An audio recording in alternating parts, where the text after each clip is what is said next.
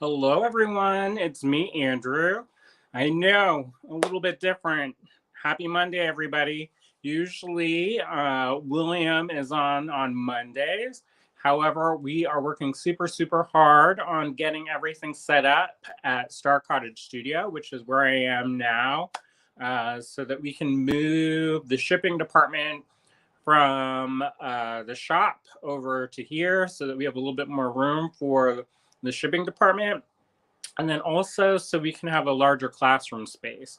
So as the pandemic kind of, hopefully, knock on wood, winds down, we're going to hopefully ramp up our in-store offerings again. So hopefully you all will, who are local, will take advantage of those classes and workshops and different kind of clubs and events. We used to do a ton of programming, and we've had to dial that way back down. So here we are. My allergies are super bad today. It's a beautiful day here in Ligonier, but I'm super snorchy. So I apologize in advance if you hear me sniffling. I took some Claritin, but we'll see about it kicking in. So if you're watching, say hi and maybe where you're from. And also let me know if you've worked with rivets before. I think that's a nice thing to maybe know, because we're going to be doing rivets today. All kinds of fun rivets. All right, I see a couple people have tuned in. Susan's watching. Howdy, Susan. Norma's watching. Howdy, Norma. Kelly says, hi, Andrew. I haven't done a live for a while. Well, thanks for hanging out with us. I hope a lot of folks are able to tune in. I know that it gets kind of busy during the summers and the warmer weather while people work on their gardens or, try to get out and about a little bit more than in the winter time. Um, so thank you for being here now. June is watching. Howdy, June. Julie is watching. Hi, Julie. Donna's watching. Hey, Donna. Marianne's watching. Uh, Andrew, it's riveting. Nice. Um, Norma is watching. I've never worked with rivets. Well, we're gonna do that today. I think it's one of those things where it's like the redheaded stepchild of the metalsmithing world, but it's one of the most useful and practical um, things that you can do to connect metal. It's a cold connection. There are ways of making hot rivets. We're not going to go into that today because um, it's a little bit more involved, and I don't have any samples of that made. Not that I made any samples of this. They're all kind of tucked away somewhere. But anyways, so rivets are really wonderful. And sometimes people are like, oh, rivets, blah, blah, blah, blah, rivets.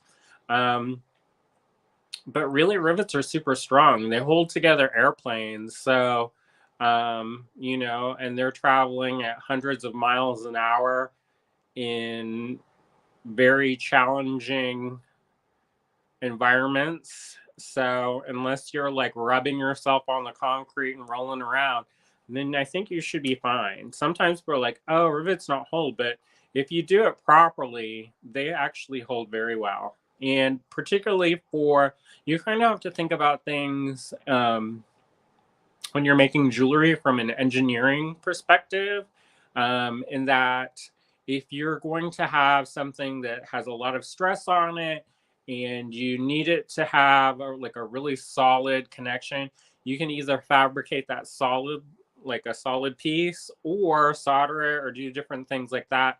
But everything has its kind of give and take. So this is something that people can do for relatively inexpensive, which is another perk. I used to do a lot of riveting because I lived in an apartment and we weren't allowed to have torches. So I did most of my, almost all of my connections with cold connections. So, and I should also say that there's lots of different rivets out there.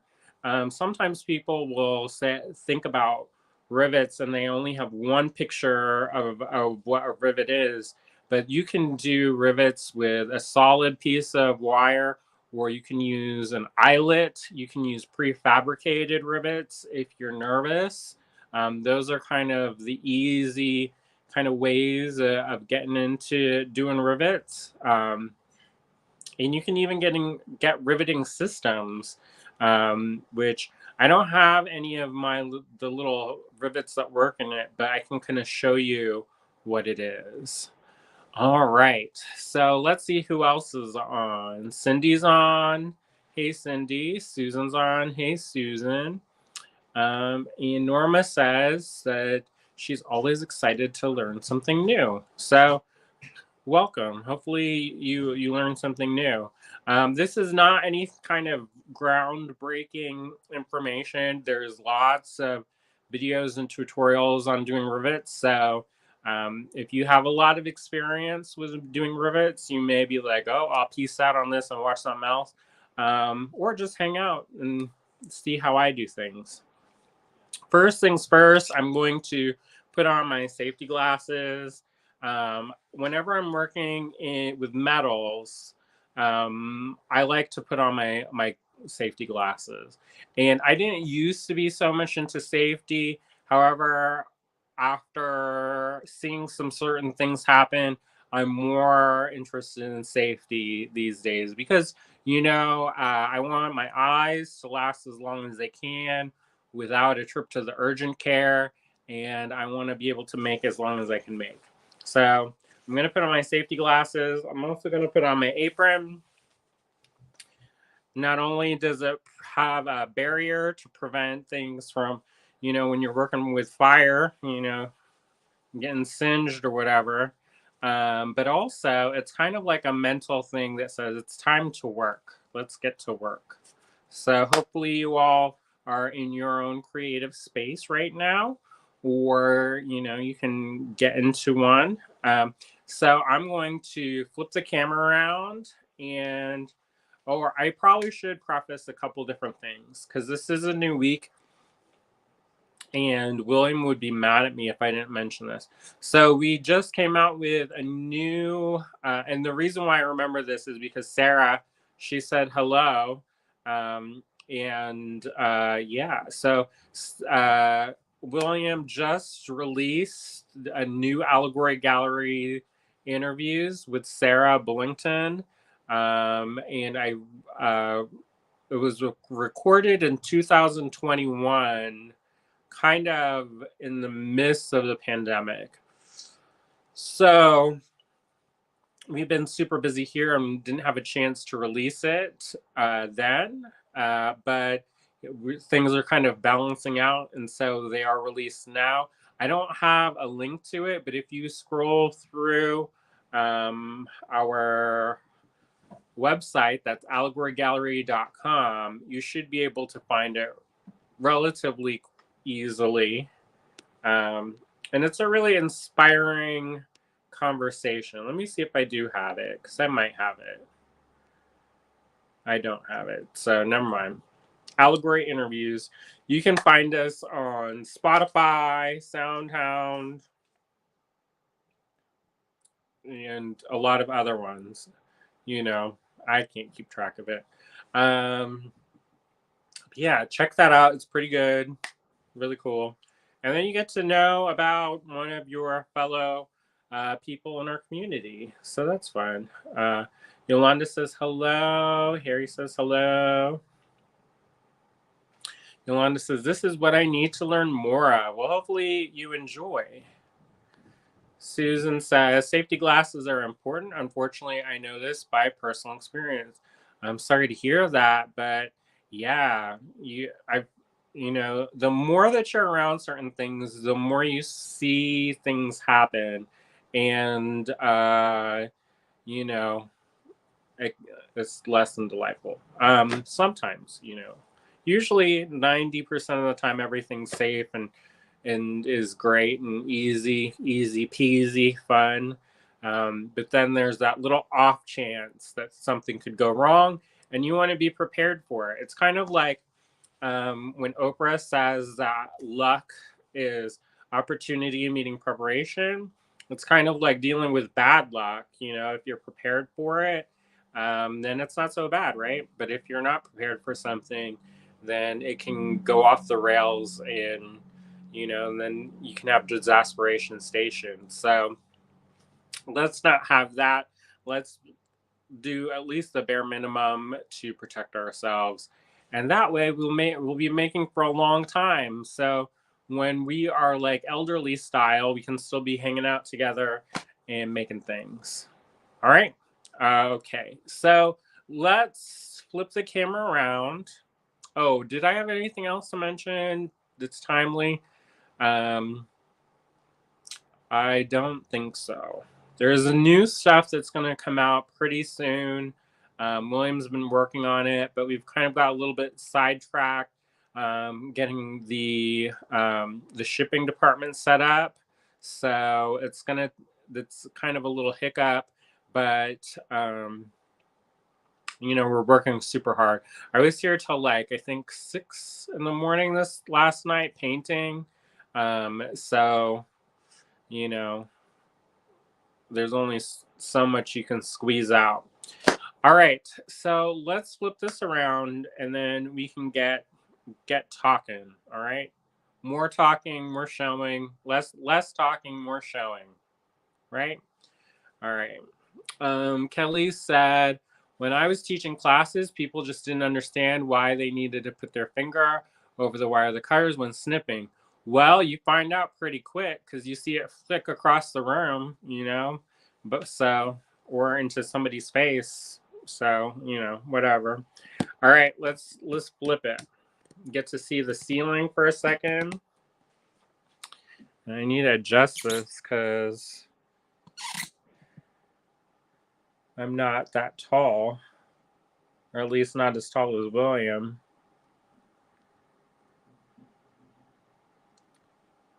All right. So you can see my kind of junky area. Clearly, I haven't tidied up since last time, but we've been moving stuff. We worked on a ton of stuff last night and over the weekend. One of the things we did was we reinforced one of the tables. It was a little bit weak. So we beefed up the legs, and then I painted them.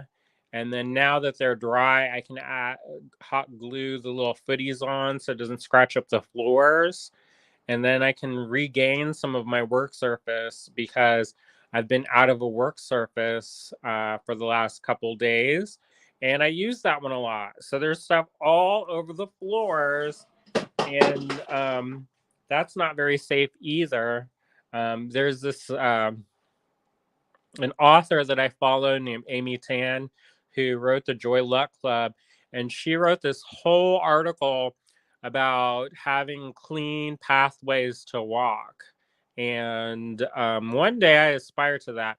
But she was talking about how I guess falls in the home are really common, and they're like it's not good news if you fall and say you're by yourself. When we were kids, we used to joke around about that Life Alert commercial where I've fallen and I can't get up. Well, now we're getting to the point where that actually is a concern. So, yeah, so I need to clean that up. But anyways, Teresa's joining in.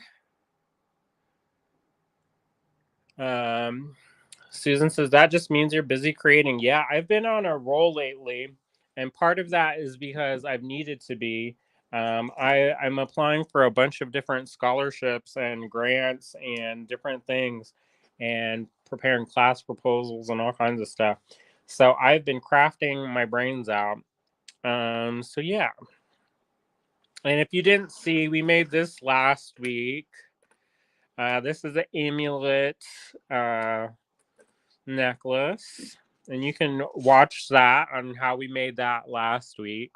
And so that's pretty good. So for today, we need a steel bench block because it's super important.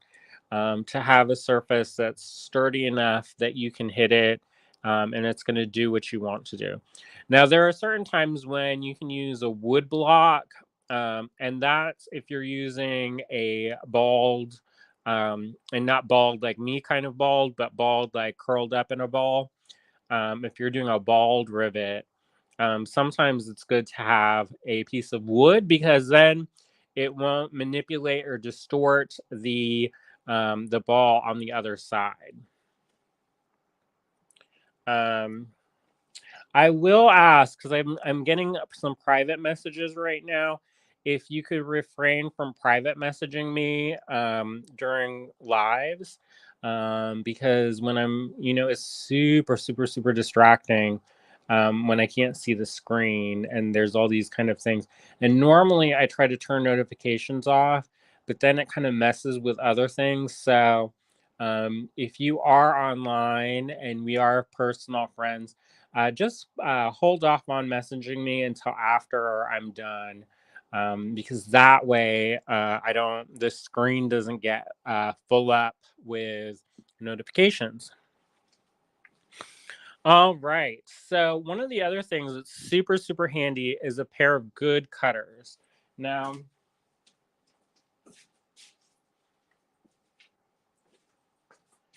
these ones are my kind of ride or die. I love these. These are not used for everything because everything kind of has a purpose. And, it's best to use the tools that are designed for the purpose that they are designed for. So I use these a lot, but I don't use these for like super, super heavy gauge wire because I want them to last a long time. These are the Lindstrom RX series. They're kind of spendy, but I've had these for years and years, and I use them daily. So I've gotten my price per wear kind of out of them. So definitely the best cutters you can get, the better or easier it'll be to do your work. So definitely invest in that if you can. Now, you can't get regular flush cutters. Just be mindful of what you're cutting. If you are trying to cut steel wire, use a memory wire cutter or cutters designed for steel, or get a cheapy pair to cut the wire because you don't want to have your fine flush cutters, which have almost a razor edge kind of cutting edge, and then you use it on something like steel, and then it really quickly chews up that blade or your cutting surface, and then it's no good after a while. So I can't tell you how many pairs of pliers that we've had in our classroom that that got chewed up and nicked up and are pretty much useless at this point. So just be mindful of what kind of metal you're cutting and use the ones that are rated for the project or that you're working on. So I have these. Another one that's really good, and I'm gonna try to grab it because it's kind of out of order. Um,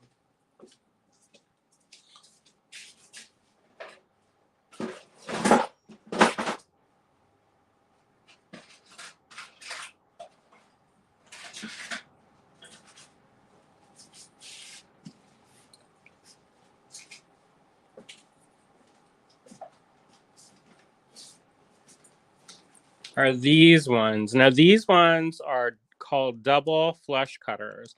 So what this means is when you cut with these cutters, it'll be flat perfectly on one side.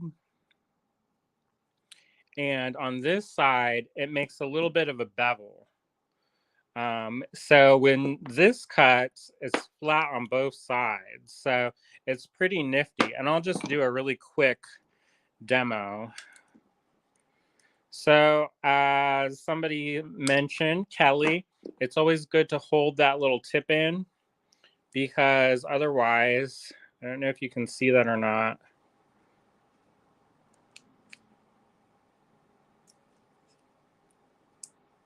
Well, you'll just have to trust me. There's a bevel here. So it means it's pointed. So if that happens, all is not lost.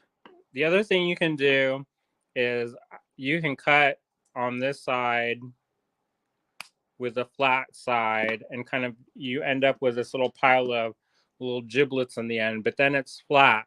The other thing you can do is take a file and file it. Now, I should remind people that when you're filing, it's different than filing your nails.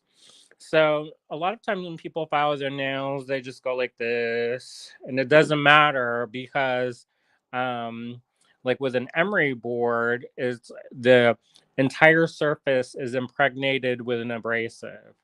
However, with a file, usually they're cut in a certain way. And so when they skate across the metal, it will either cut the metal and remove metal, or it will do nothing. And so our goal always is to, have a result, when you put the effort in to do it. So when you do it, it goes on the push. It removes metal on the push.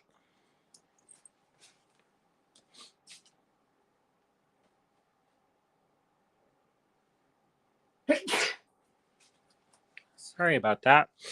I didn't want to sneeze too close to the camera, and then you all get thunderstruck. So anyway, so it's done on the push.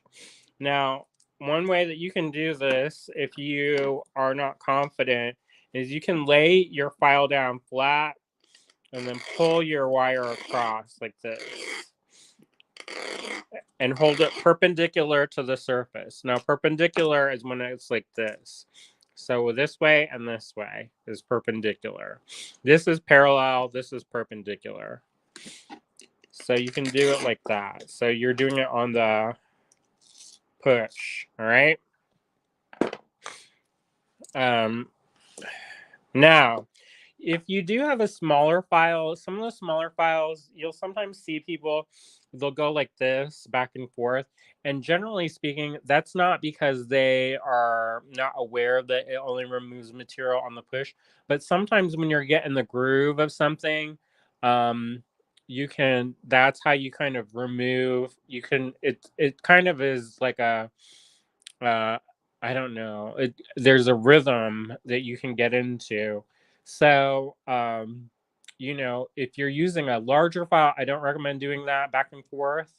But if you use a smaller, like a needle file, then, you can do that. I need to get the tissues, so hold on just one moment.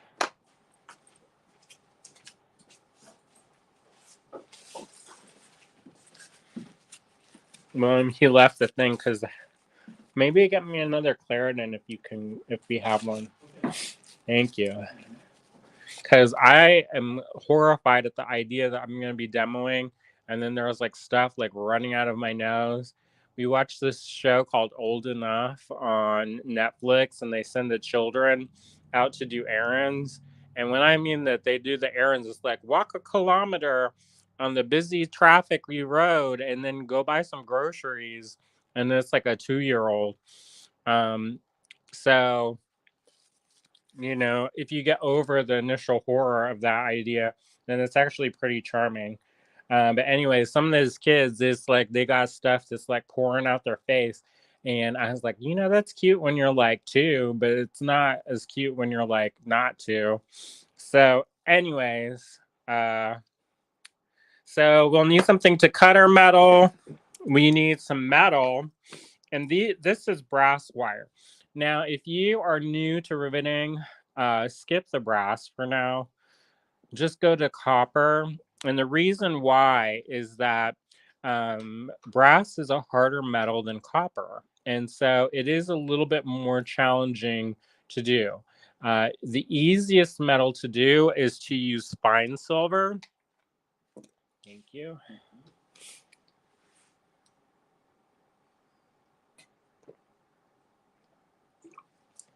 However, sometimes fine silver is so soft that it can be problematic when you're in like high um, when it needs, it's not always as secure, because over time, if there's a lot of movement and a lot of back and forth and a lot of this and that, it can wear it down pretty quickly and you won't be able to do it.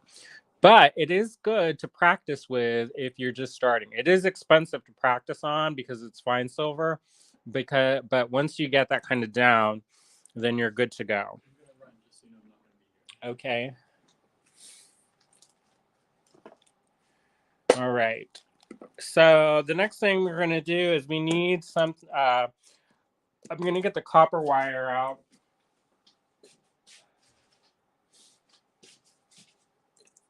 There's that.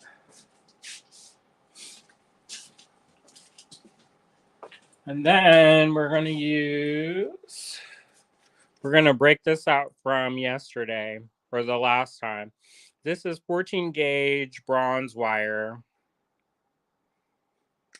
Marianne says snot-nosed is never cute. You know, it's cute when they're crying about how they want to be dutiful children. I was all like, oh, yes, yes, yes. They're like, I'll be good. I will be good. And I was like, that's what I like to hear, the dutiful child. But anyway, so we've got this wire. Now, this is bronze wire. It is kind of, it is a stiffer wire to use. So, yeah. I'm going to have to anneal this at one point. And so you're going to have to bear with me. I guess I can show you. It's not too big. Like, it's a mess in here right now, and I'm moving furniture and painting furniture. So normally I'd be like, yeah, let's just do it. But it's like, we're going to have to play a game of hopscotch. And I was playing hopscotch last night, and I had flip-flops on, and I almost busted my behind. So that's where I get a little bit nervous about things. But anyway, so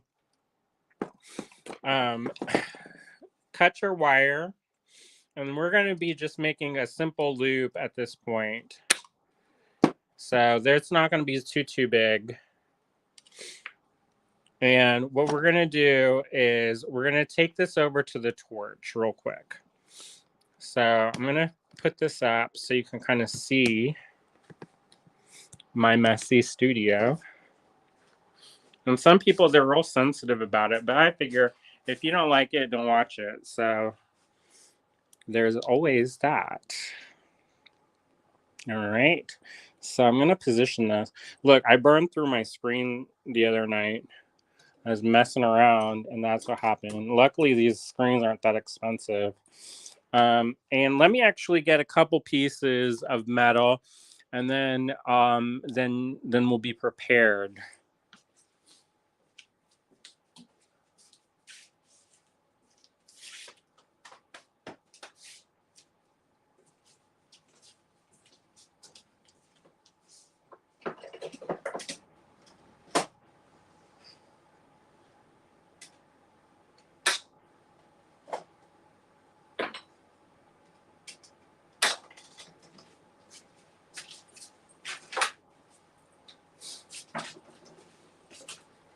Okay, so we've got our pieces of metal. I'm just going to line them up. I'm going to do a couple of things first. One of the things that I'm going to do is make sure there's water in my quench pot, which there is.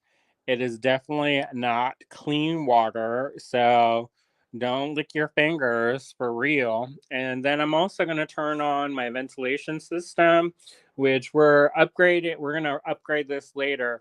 But for now, it's a little charcoal filter.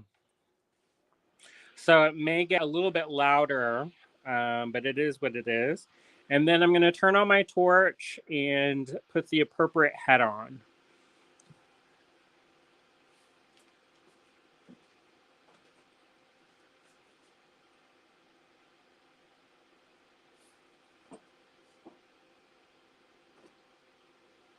The other thing that I need is tweezers that are going to not conduct heat as much. So I've got these cross-locking tweezers here. They've got a little wood pad right here, and that wood pad is really good because it prevents the metal gets hot from going and heating up your fingers. These also lock on, so you can kind of set it and forget it, where you once you clamp this on, then you don't have to like squeeze it while you're messing around. So that's something to think about. So we're going to do two things. We're going to do annealed metal, where we heat this until it's a dull red color. Now, there's a couple different ways that you can do it so that you know what you're doing. Like if you know that it's annealed. Sometimes if it's super bright in like a classroom setting or in your studio, you won't be able to see it, and it's easy to over anneal metal. And one thing that can happen is that sometimes with like copper, if you overheat it, it can melt the surface of the metal. Now, sometimes that's a good thing. It's called reticulation. And it's basically when the metal is solid, but on the surface of the metal, it becomes melted and is in a liquid state. And as it cools, it forms these kind of undulations and kind of valleys and peaks and stuff. So it's a cool technique if that's what you're looking for. But if you are not looking for that, then that's less than desirable and not great. So there's a couple different things that you can do to make sure that your metal is not overheated. And one of those things is to put a line of Sharpie on it. When the Sharpie burns off, that means that the metal has reached a temperature. Another thing that you can do is put a little bit of flux, and that flux, that handy flux or the paste flux like this, when that turns glassy, shiny, it goes, when you paint it on, it's kind of, it looks kind of like yogurt a little bit. And then after you heat it, it turns kind of into this crusty white business. And then it turns finally to kind of a glassy color. That's also an indication of annealing temperature. So there's a couple different tricks that you can use so that you don't over anneal it. Also, practice makes perfect. So if you practice, you'll get better at it. So I'm going to anneal some of the metal, and then I'm going to ball up the ends of some of the metal. And then I can give you two different ways of doing this, all right? So I'm going to show this way. So with this torch, and again, if you use copper or if you use softer metals, you don't necessarily have to anneal it, or you just only have to anneal parts of it. But I'm going to do the whole thing, and that'll make my life a little bit easier, okay? So this is the torch head. It's not a very big flame that I've set. This is I think maybe a 1, maybe a 0. They all have different, each manufacturer has a different rating system. Okay, so this is 2, this is 1, so this is 0. And I don't know, this is probably -0, I don't know. Anyway, so I'm just going to heat this up, get the gas going.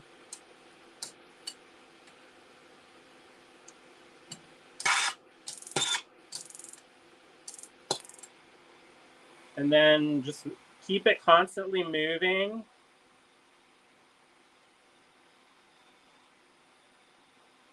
And you'll see the metal change colors. Now, obviously, if you have any questions, I'm not able to see them because I'm doing this. So you'll have to wait. All right? And you quench it. Don't touch it with your hands, and don't touch this now because this is hot, believe it or not. So I'll do it again. Now I'm going to pick this up.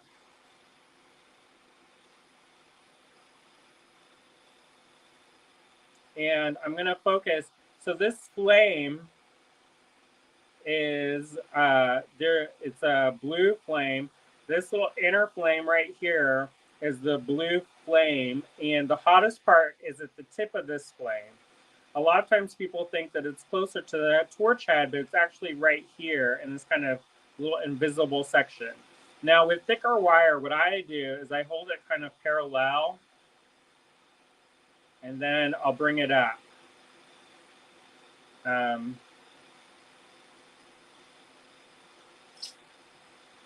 let me do that again. So I'll hold it kind of parallel until it gets melty, and then I'll bring it up, and it'll ball up the surface.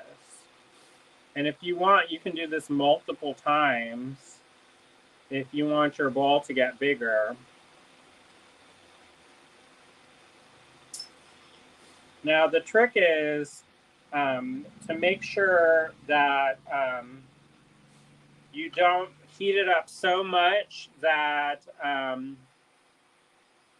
your ball can fall off, because it's a liquid once it's on there, and it's going to want to stay with it. It's going to kind of want to be in a liquid state where it's all curled together in a ball. However, this is blowing out fuel. It's pushing that, it's pushing out the acetylene. And so when the acetylene blows, it can blow that liquid off of your metal if you get it too hot. So it is important to practice this, because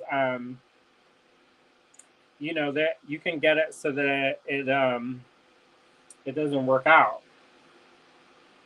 and then it like falls down, which is here it's not a problem. But if you don't have it on a heat-proof surface, then it could like burn your table or fall on you and burn you. So don't burn yourself, don't burn your neighbor, and don't burn teacher. Most importantly, don't burn teacher, especially if I'm the teacher. All right, so we've annealed our metal, and we've balled up the end of one side, and then we'll get going.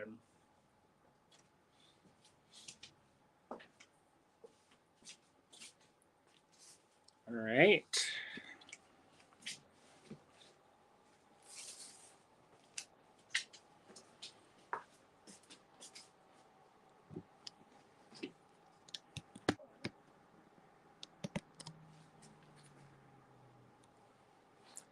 Somebody said, Facebook user says, you have all the things. I do have a lot of things because I've been doing this for a very long time, and I am collecting all my things. It's taken years, but I've got it finally. All right, so this is our annealed metal, and this is 14 gauge. But if you wanted to use a heavier gauge, you could definitely use heavier gauge. Going below this, it gets a little bit trickier. You can do it, however, it's harder. So I don't necessarily recommend that. But 14 gauge is really good. But you can go heavier, but thinner than this, and it's less successful. All right. So we've got a couple different hammers going. I've got this ball peen hammer, and this is the ball side of it. And what this does is it flares the metal. This side compresses the metal, makes it flat. So if you work on a steel bench block, it's going to flatten from both sides. Okay. So if you're working with the ball side, it's going to flare and push the metal out. It's going to help the metal grow. It gets thinner, so keep that in mind, but it's going to help push it out and spread it. So what we're going to do is we're just going to go and focus on, we're going to hold this. Let's see if I can. Somebody asked, can you do the same thing with a creme brulee torch? You can. The heavier gauge wire, though, you're going to have a little bit more, it's going to be a little bit trickier. But you can definitely 100% use a creme brulee torch. It's a butane torch.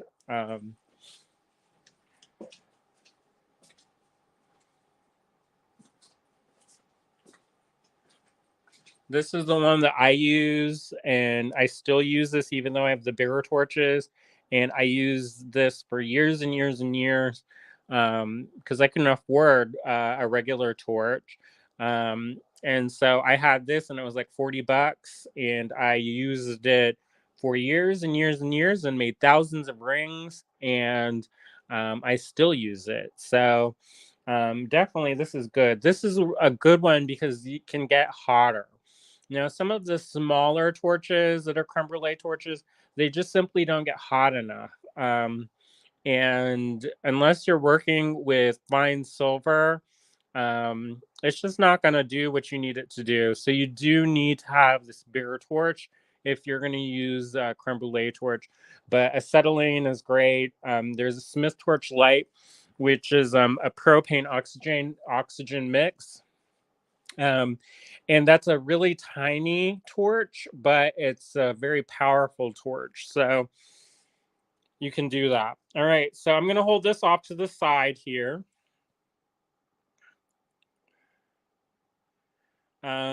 Vicky says you can use the ball peen to make paddle ends. Yeah. So you hit it like this.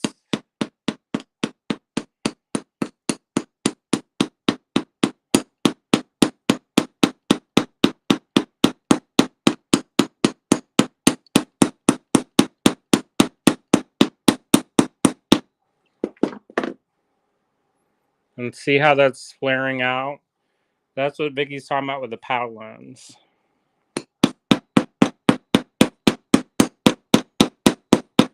Now I'm just working mostly on the end. So, and notice the way I'm holding this is I'm holding it like this. This is called a handshake grip. You don't want to grip it super tight, and you also don't want it to be too loosey-goosey because you're going to knock your teeth out. So you have to do it kind of firmly, not firmly like, how some people shake your hands and you're like, are they, what they trying to do? Trying to break the bones of my hands? What they doing? I know that's like a negotiation thing. And when I was growing up, they told us to shake people's hands with a firm handshake, and it shows that you're like a dominant or whatever. But I also don't like to hear the bones in my hands crunch. So, a regular handshake for me is fine. And now with the pandemic time, I just like namaste with my hands put together because I don't like to touch people on a good day, let alone in a germy time. So anyway, so we're gonna just flare these out. So there's a tip about half an inch or so, and I'm gonna work that down, and then I'm gonna focus mostly on the tip here.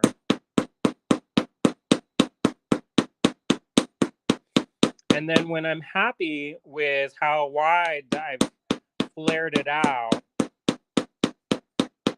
I'm going to take this and flip it and compress those down. Okay? So once you've flared it out enough, then you go in and you compress it.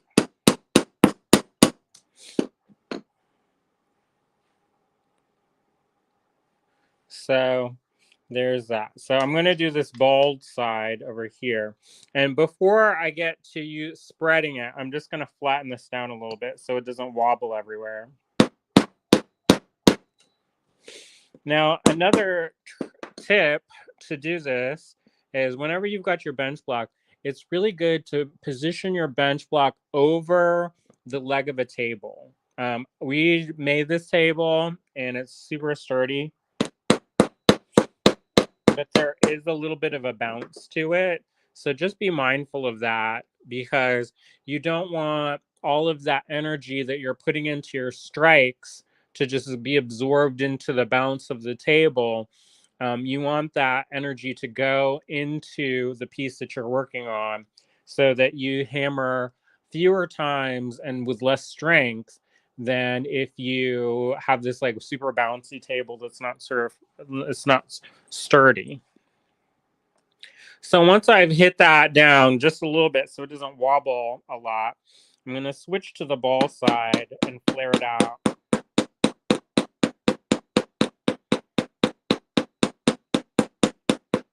Now, every once in a while, flip your piece over and work it from the other side as well.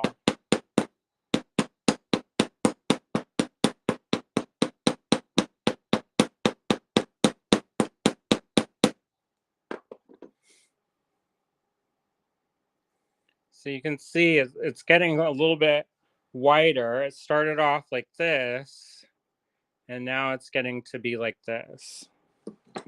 So we're also work hardening our end here by doing this.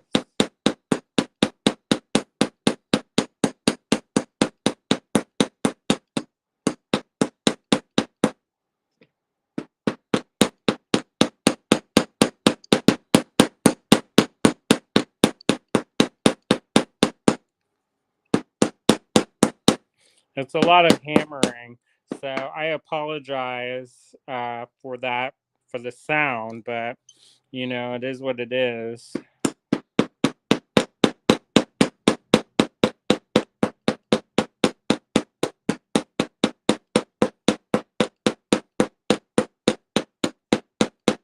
Now, one thing I see a lot of when I teach, or used to teach more, is people would put their thumb or their finger like this. What happens is this vibration will go right down here and travel here, and it's going to end up right here is where that energy is going to go. And you may think that I'm talking woo-woo talk, but I'm not. This is physics. And so when that energy travels down, that force, it's going to wear this joint out. And if you have arthritis, it's going to make that flare up. If you didn't have arthritis, it will probably make you have arthritis. It's important to hold this like so. Um, with this hammer, it's got a swell here, so I like to hold it at the swell and do that. Sometimes you'll see people to hold it like this, but I feel like you don't get enough swing. So when you have this swing, that picks up momentum, and that momentum is then transferred to the piece. It makes it a little bit harder to control, but you get more effective blows.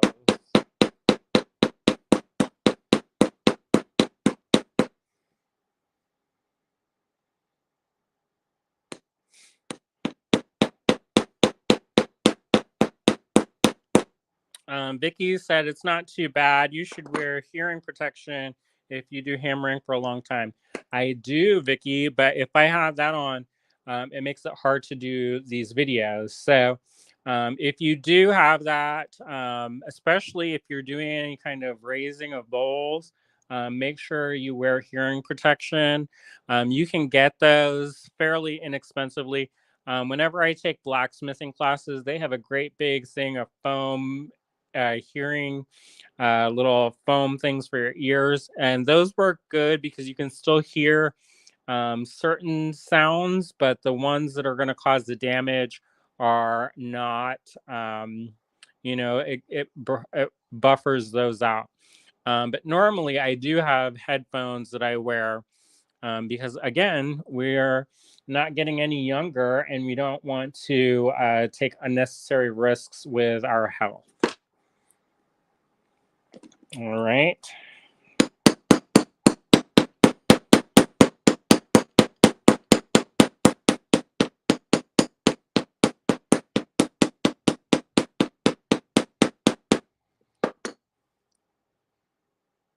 So we've got this little paddle here. And like I said earlier, you want to flip your work every once in a while so that you are working from both sides. Also, I've been focusing primarily in the center of my little ball.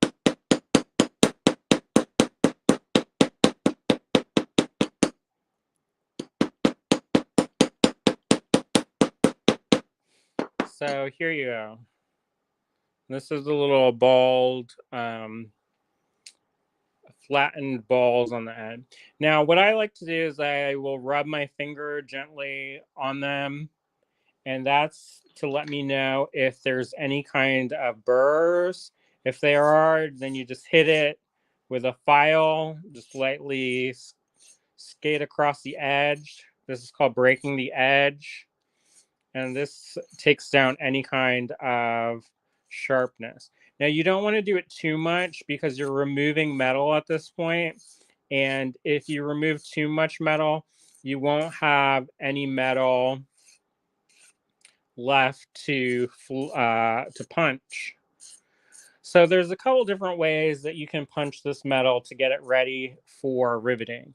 Now there's what's called a center punch, and there's actually two kinds of center punches. There's an old school center punch, which is basically just a spike of metal, and you line it up and you hold it and then you hit it on the top. And that will create a little divot. And that divot is so that your bit, whenever you put it in your flex shaft, it doesn't skirt around, and it will know exactly where to start the hole, and you'll go directly, you'll go into that spot that you've kind of kind of determined with your center punch. Now, when you drill, if you're using a flex shaft, drill it on a piece of wood, like a little throwaway piece of wood. Don't drill into your bench block because, for one, you can break your bits. And number two, you don't want to mar the surface of your bench block. You want to keep your bench block as shiny and as pristine as possible. Granted, in some places, there's more moisture and humidity in the air, and that will make things have surface rust. It's really important that if you're going to be doing any kind of jewelry, you'll want to keep your surfaces that you work on to be as pristine as possible, because otherwise those things will be telegraphed to your piece. And while it may be a subtle texture at first, if left untreated, it can become a real problem. And if you're trying to achieve like super clean, smooth things, and then you have a really rusty, like dapping punch, then it's going to really mar up the insides of your like bowls or domes or whatever. So it's always good to keep these nice and pristine. You can always use different grits of sandpaper to polish them up. And then you can add different kind of protectants to the surface of your steel so that it doesn't. Somebody was talking about a Teflon spray that's called T9, and they were using it for their impression dies, so that they don't get rusty. I haven't tried that yet, but I'm eager to try that out, because even though we're in southwestern Pennsylvania, things do tend to get a tad bit rusty here. So I want to make sure that my tools are, as pristine as possible. But since I want to show kind of enough ways that you can do things that you don't have to you don't have to break the bank doing. And sometimes it's cool to see all the fun toys and stuff. I love to buy tools. However, I know that that's not always an option. Like, there are years when I had to work with kind of the bare essentials for jewelry making, and I think it's good. It's a good experience to do it if you have, especially if you don't have any other choice. Um, but I think it's sometimes good to see the less expensive alternatives. So I'm going to show this to you. I use this hole punch all the time. It is on the more expensive side. However, it is a really good. It's a really good punch that's lasted for years and years.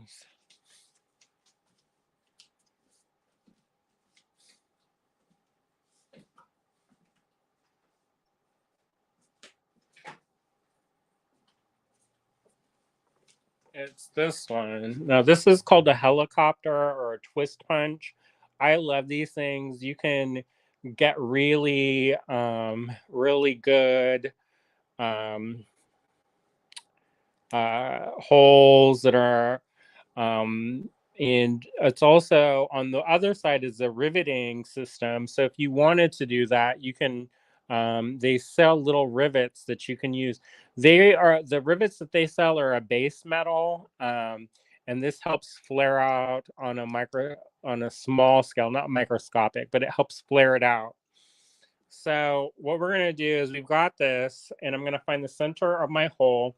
Sometimes it's good to mark it, especially if you're not confident.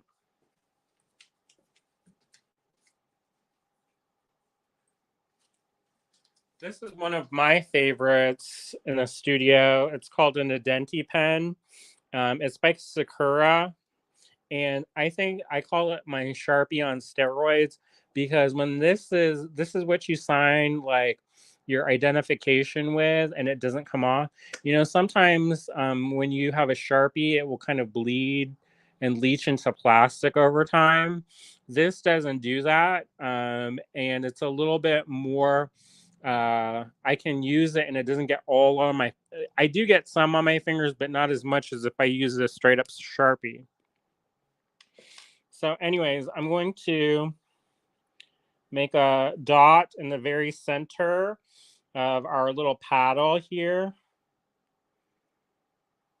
If you can see that.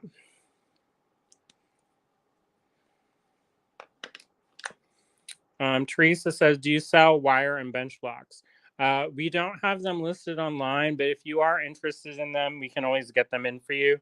I don't have the ones that are like this. This is a little bit more of an expensive one, but you don't really need the most expensive one. You can use the little tiny blocks. You can also use an anvil. We do sell the little mini anvil. Just email the store at info@allegorygallery.com. And if it's not online, we have tons of stuff that's not listed. So just keep that in mind. Okay. All right. So I line this up in my punch. And what that means is I just put this down till it gets pretty low. And then I line that up in front of on top of my little mark. And then you just twist it. Now, this is a little bit thicker because I didn't hammer it out as thinly as I could. And I punctured it. I kind of expected that to happen. But anyways. So I broke through this side on this side. I should have got this thinner.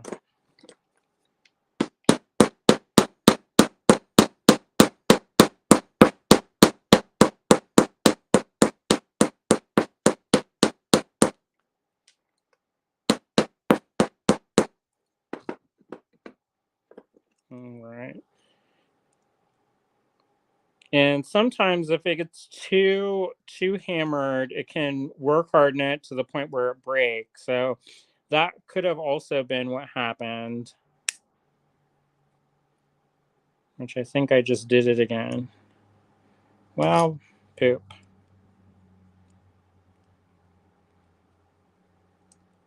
No, I didn't. Okay, good. So that's how that looks. That's how it's not supposed to look. So make sure it's flattened out enough. This isn't too bad, but it's not I probably would do this. Oh, just cut this off and do it again. But for the sake of our video, we are not going to have time to do that. Otherwise, we're going to be here all night, and I got stuff to do. So I'm just going to take these bail making pliers and wrap this around.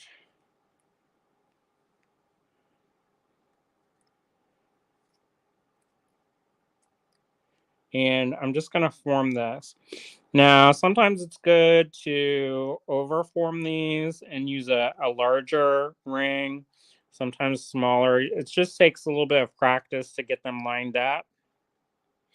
And then also, when you've got them like next to each other, which is a pretty cool design in itself, that's fine. But flare it out and open it like a jump ring. So if your jump ring is like this, you go and you pivot it like so.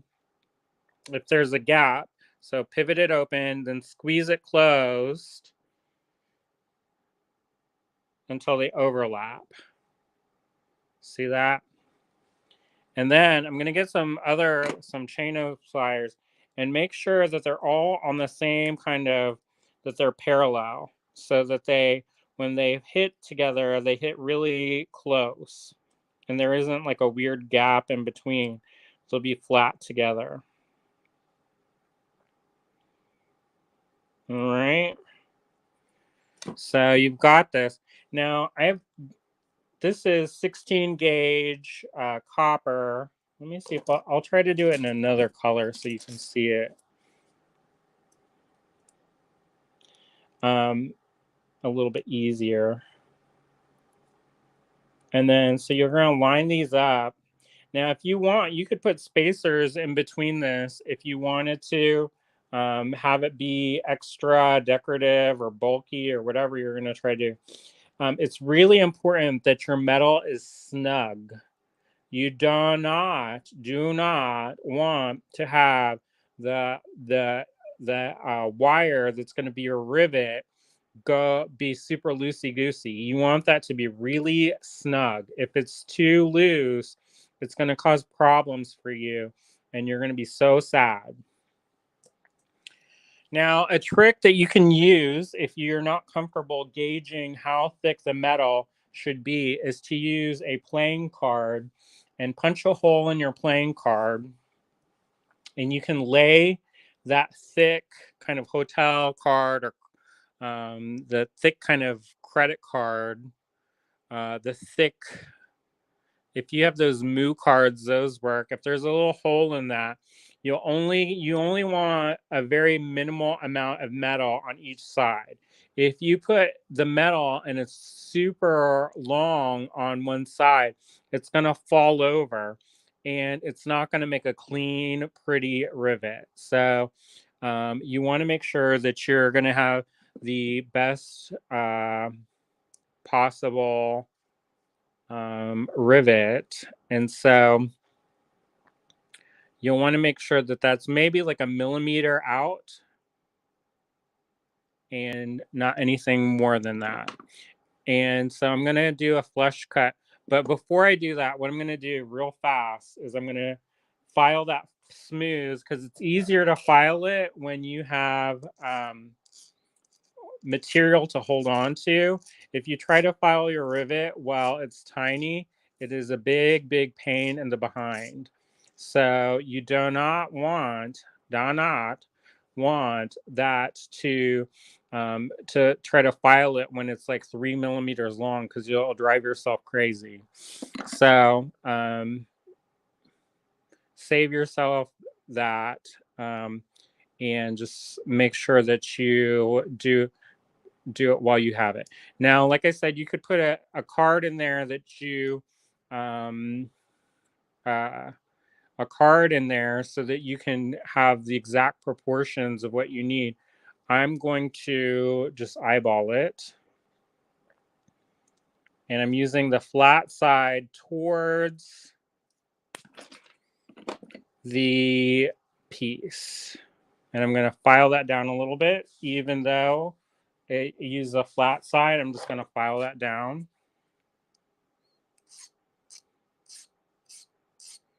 All right. So the next thing I'm going to do is I'm going to get a riveting hammer. Now, riveting hammers, there's all different kinds. Some of them are more expensive than others. This is a cheapy one. I think I got that for like 10 bucks. It's not super fancy. But so when you do this, I'm going to draw a picture of this. If I have something to draw the picture on.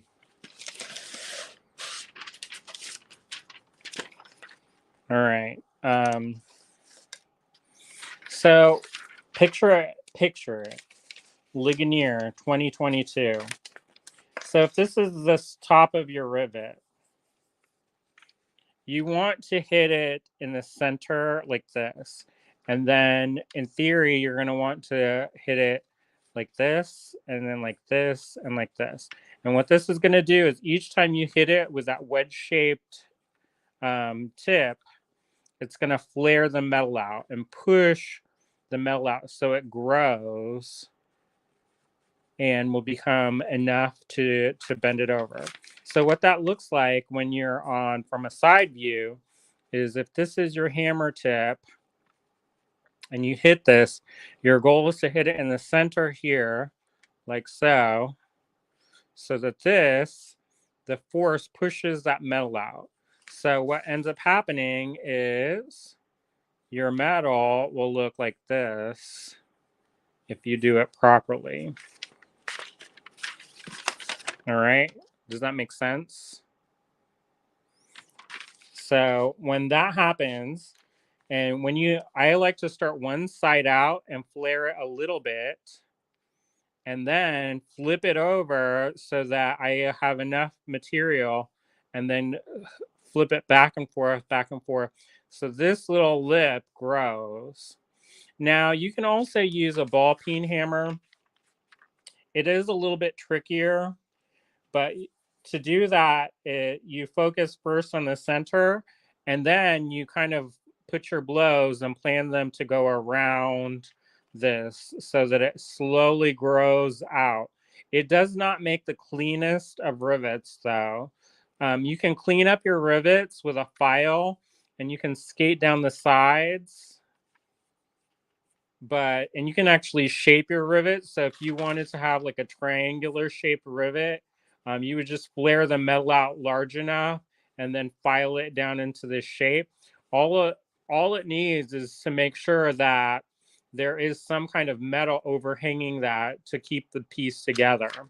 Now, when you're also doing this, that core little wire there kind of expands as well. So that helps hold things together as well, kind of internally. So if that makes sense, there you go. If you can see through all this mess. All right, so let's do it then. I'll just show you how to do it.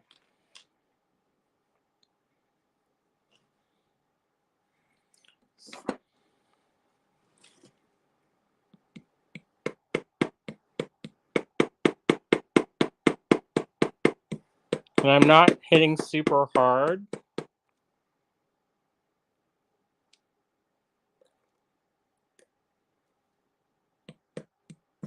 I actually have too much metal. Believe it or not, there's too much metal.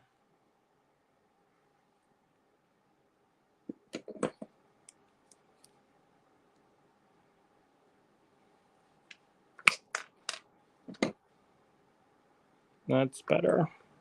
I'm working on the edge of my piece, and that's so that, or the edge of my bench block, so that I can hold my piece. If it's in the center, you're going to be coming at an angle. So it's better to have it off the side of your bench block. And then that way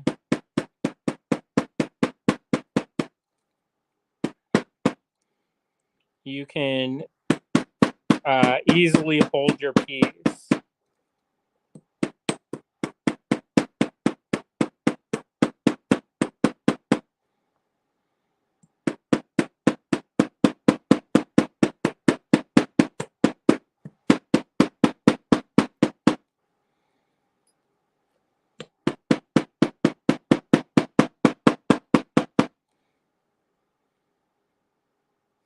And I'm actually going to switch to my ball peen hammer and flare it out a little bit more.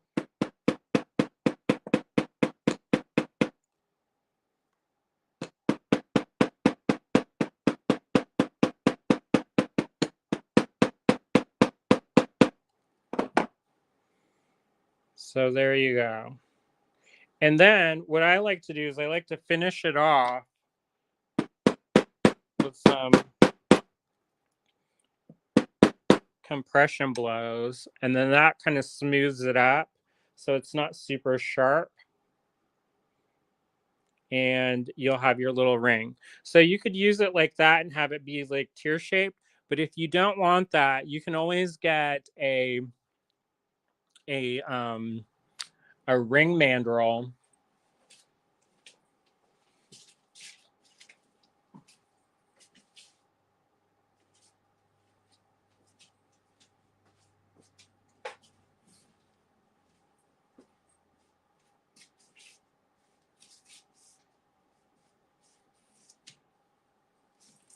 And put it inside of your piece like so. In theory, I have lots of ring mandrels. I don't know where they are.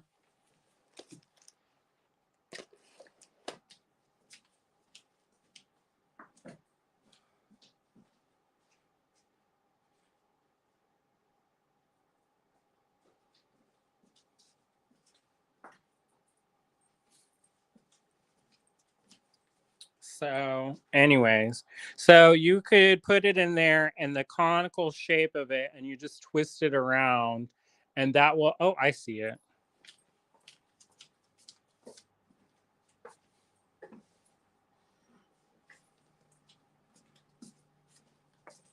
So, this is a metal ring mandrel, and then you just slip it on, and you can just twist it gently, and that'll help round out your shape. This is also really good if you need to hold it still, if you need to file it. But if it's super, if you've work hardened your metal a lot and it's super firm, you can always take a nylon hammer and just hit it along here. And then after you do one side, flip it over and do the other side. And that will help it keep it even. All right, so here's a riveted link here. And that's more round. I could make it even more round if I wanted to, but I think that's fine for now. I'm actually just going to hit this real quick with my file. Because it's a little bit sharp. And you could make a whole chain out of this. It's really cool kind of looking because it's got this little decorative element there. You could also, if you wanted to, have it so it's a kinetic piece and have them move. So you could put little bars like a T-bar if you wanted to do that in between. So this metal that we kind of made into a paddle, punch a hole into that and have that be in the middle of that. And then you could have the other one on this side and have some really cool different ways. Now there's all different kinds of rivets. If you wanted to do a rivet was called a hidden rivet, there's a thing called a heart burr. Not heartburn, but a heart burr. And it's usually used for stone setting. If you're going to do like a flesh setting, or it's also called a beauty setting. And what that does is um, the heart burr is shaped like this. And it's got ridges like this and like this. And so when you have this, it's on your little piece on your, it comes like this on a bit. And what that does is usually when you're setting a stone, you want a little seat in there for your stone to fit into like that, right? But for a rivet, so if this is the surface of your metal and you drill a hole in your metal like this, you insert the heart bit like this into your hole. And what that does is it flares out this side. So you end up with a void. All right. And then so you have this shape that's shaped like this. So when you put the metal in your rivet and it flares out, it'll eventually be flush, completely flush. So then you don't see that at all. So if you want this to look, if you used a piece of copper wire to make your link, and then you took and you, of course I set it down, I can't find it now. If you, because I used two different kinds of metal so you could see it in the demo, but if you use all copper, then it will basically become invisible, and you can polish it, and it's a really crafty way of doing it. And people wonder how you stuck the pieces together because you can't actually see any kind of visible difference. It's all just, it looks all one color. So that's another way that you can kind of trick people into thinking that it's one solid piece.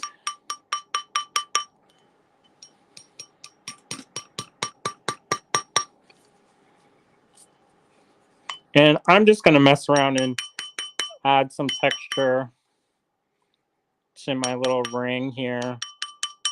I'm using the ball peen side.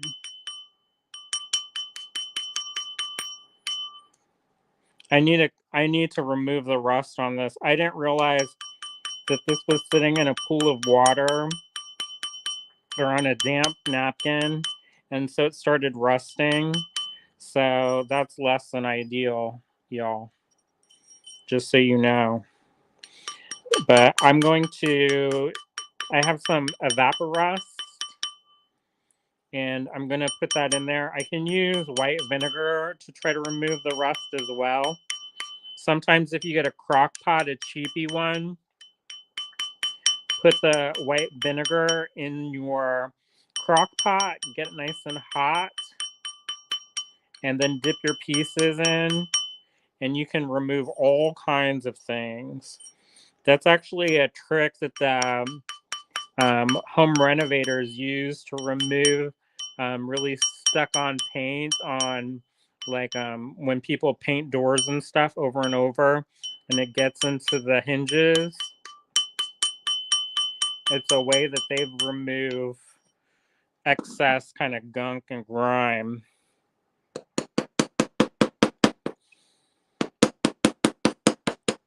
So right now I'm just texturing this.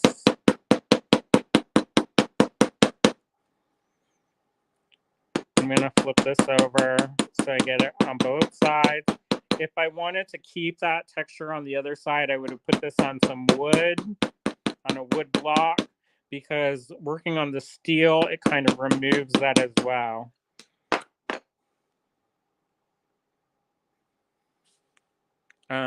Vicky said, can ends meet parallel so you don't get a pointed teardrop shape? Yeah, if you take the time to work it beforehand, you can. So if you start off with two ends like this, and you have them meet, instead of coming in like this and meeting, you have them meet like this and overlap that way. Even if it's kind of a boxy shape, you can round that out later, but it will have less of a diamond shape or a teardrop shape. I don't think that's too noticeable, but you can also do it where you position this like so and get that riveting hammer.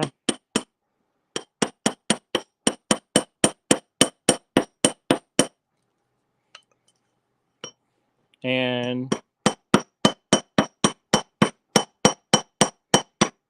get in that kind of elbow crook.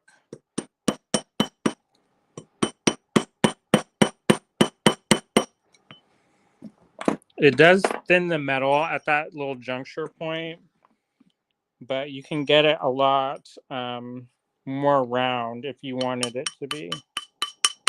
I think it's kind of nice though. You can also use your hammer to do that, regular.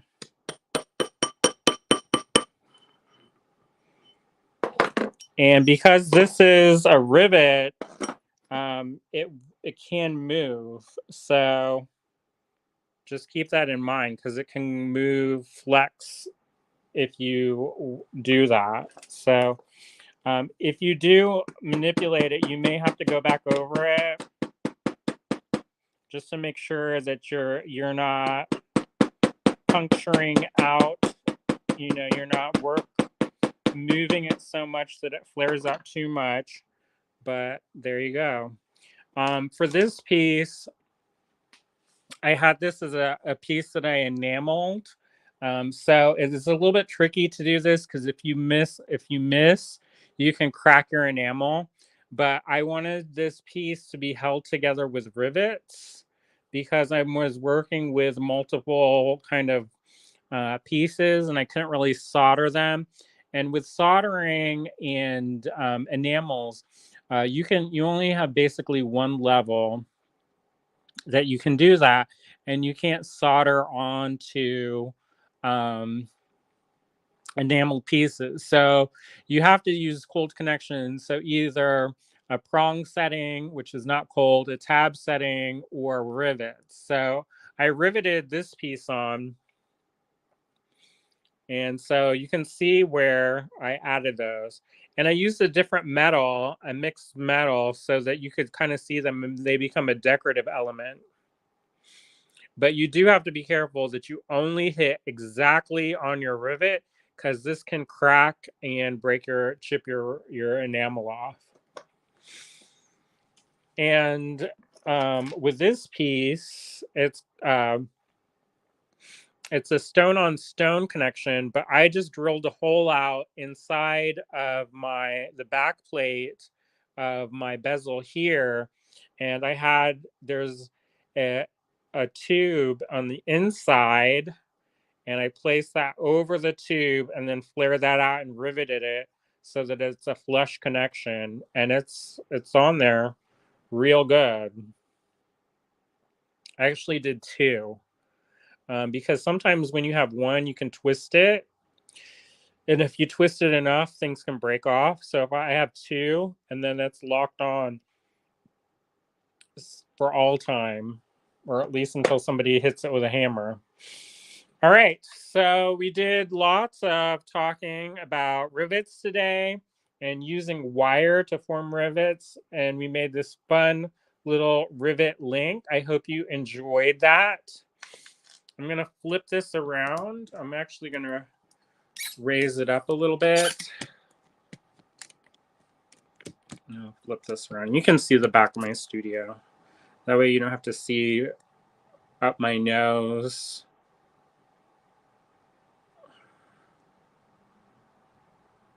Or the ceiling. So I hope you all had fun today. We played around with rivets and talked a little bit about cold connections. I think they're a really wonderful thing. If you do use any rivets, I'd love to see. We have a design challenge group. That's the Facebook groups. That's Allegory Gallery Design Challenge. It started off as a place where we posted our design challenge. We had monthly challenges, but we kind of moved away from that. We might start that back up. I don't know yet. But so now it's a place where folks can post things that they've made using components they purchased from the store. For us, you don't have to buy everything from us to post in there. It is nice since it is our group that if you are going to post something in there, there should be at least something from us. That way it makes kind of sense why you're posting there. And it's a lovely, lovely group. So if you do make anything, we'd love to see it. So you can post right there. Along the end, I have this little banner up. If you can't see that, it's www.facebook.com/groups/Allegory Gallery Design Challenges, all one word. And there you go. So we made that, and you can take this and really grow this. And you can actually do, if you put like a little washer in between your rivets, you can have them be movable. Where they can like have a kinetic function. So if you need something to swing like a catch or a latch, you can do that as well. I think that there's a lot of possibilities with how to use these, to use rivets, and you could even use them in a decorative kind of way. I do some portraiture. I wouldn't consider myself a portrait painter, but I do paint portraits from time to time. And so I'm interested in faces. In most people's faces, they have little freckles or blemishes or different things like that. And so I was thinking about maybe doing some of that flush setting, that beauty setting, with, or the flush rivet, but maybe have the portrait in sterling silver or some kind of silver, and then do them in different kind of mixed metals so that it kind of has like a speckled effect. Um, we'll see if I actually do it or not. I might, we'll see. But yeah, so hopefully you all had fun today and learned a little bit about riveting. There is much more to learn about riveting and different kinds of rivets. So we might be back again on how to do that. But we'll see. Let me know in the comments if you like that. If you like this video of learning how to do this. If you did like this, let us know so that we can kind of tailor what we're offering so that we're not just like randomly picking stuff. Yeah, I see a couple different people have said different things. So Joyce says, thank you. Well, thank you for hanging out with us, Joyce. Cindy says, nice piece, thanks. Facebook user says, I did not. I did. I have never riveted anything. Well, maybe you will now.